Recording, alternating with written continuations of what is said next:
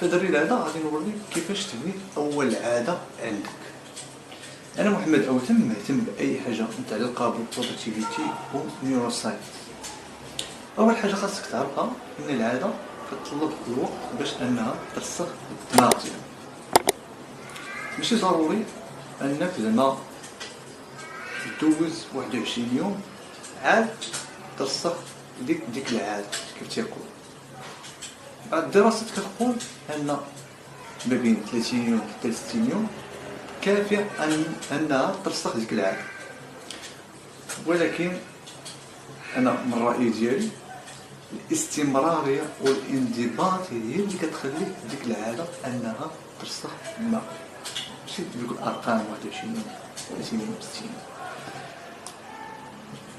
يوم. داك الانضباط والاستمراريه كتخلي ان الدماغ ديالك انه هو يولف ديك العاده وكيولي تيديرها بزز منه. ثاني حاجه هو انك كبدايه ركز على عاده باش ما تخربش. ثالث حاجه هو انك كل عاده بغيتي تبنيها كافئ راسك على داك الانجاز من خلال ديك العاده. مثلا بغيتي انك تبني واحد العاده ديال انك تقرا كتب كل مره كتقرا 2 صفحات في النهار. من بعد ما كتكمل ديك العاده كافئ راسك شوكولاته مثلا او اي حاجه اللي كتخلي الدماغ ديالك انه يفرز الدوبامين السعاده اللي هو المحفز ديال الدماغ ديالك. وهذا الشيء كيخلي الدماغ ديالك انه يعقل على ديك التجربه من خلال ديك المكافاه اللي عطيتها. يعني بغيتي ترسخ ديك العاده عود كافئ راسك من بعد ما كتكمل ديك العاده.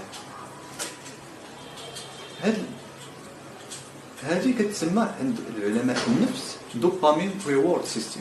يعني الدماغ ديالك تيعقل على ديك المكافاه اللي كتبي وتيبغي انه يعاود ديك التجربه.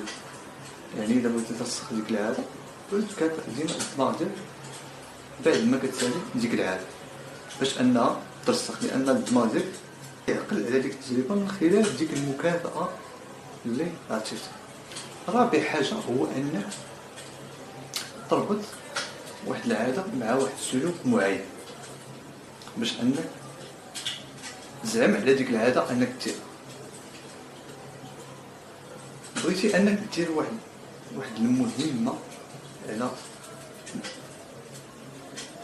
شي حاجه على البيزنس ديالك وما حاملش انك ديرها الاستعداد، ولكن الا درتي واحد السلوك معين مثلا وجدتي قهوه او كاطو او ريبه او كروزه، المهم كتخلي الدماغ ديالك من خلال داك السلوك انه يزعم انه يدير ديك العاده اللي ما حاملش انك ديرها من خلال داك السلوك اللي درتي انك وجدتي قهوه او وجدتي مع ريبه او كاطو. المهم كما كان تيخلي ان الدماغ ديالك يزعم انه يدير ديك المهمه بزز منك.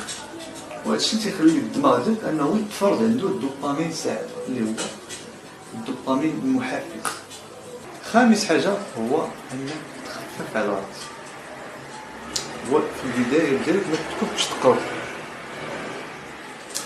يعني السر ديال اي عاده هي انك تسهلها تسهل بهذا المعنى. مثلا بغيتي تبني واحد العاده، مثلا بغيتي تمارس الرياضه وانت في البدايه ديالك يلا بغيتي تبدا انك زعما تكتسب ديك العاده انك تمارس الرياضه. في الاول ما تكونش تقرب، ما ديرش ساعات قاعده وتفرسي على راسك. الاول دير غير 15 دقيقه في الاول ومن بعد كتزيد شويه بشويه. الحصه الاولى 15 دقيقه، الحصه الثانيه 25 دقيقه، الحصه الثالثه 30 دقيقه.